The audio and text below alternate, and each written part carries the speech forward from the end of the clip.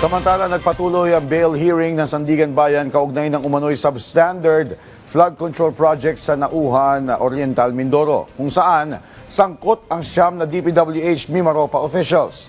Dito sumalang sa witness stand si Oriental Mindoro Governor Humerlito Dolor. Ang buong detalye sa report ni Rod Lagusan. Speak out for as long as it's the truth. Wala sugarcoating, wala pating dagdag na kasinungaling. But when you know the truth and you're telling the truth, you will be as brave as the lion. Una, hindi ako kinote sa mga abogado. I just told the truth. Ito ang binagyang diin ni Oriental Mindoro Governor Humerlito Bons Dolor na tumayong witness sa nagpapatuloy na bail hearing ng Sandigan Bayan 6th Division para sa kasong malversation ng siyam na opisyal ng DPWH Mimaropa kaugnay ng umano'y 289.5 million pesos substandard flood control project sa Nauhan, Oriental, Mindoro. Ang kontraktor sa proyektong ito ay ang Sunwest Incorporated na siyang konektato kay dating Ako Bicol Representative Saldico. Anya, tanging katotohanan lang ang kanyang ibinahagi sa korte at kung ano ang kanilang nakita sa isinagawang mga inspeksyon.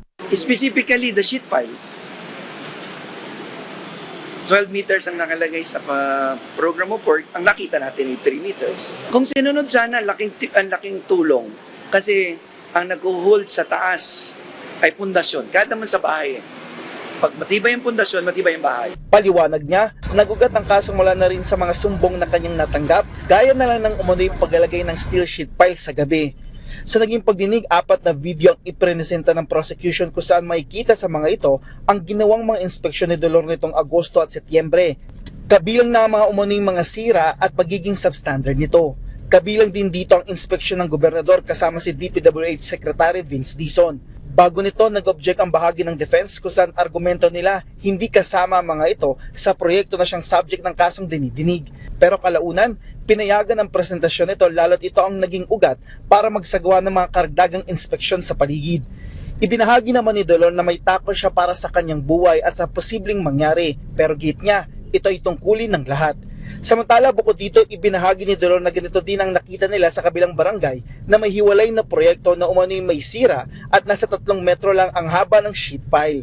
Rod Lagusad, para sa Pambansang TV sa Bagong Pilipinas.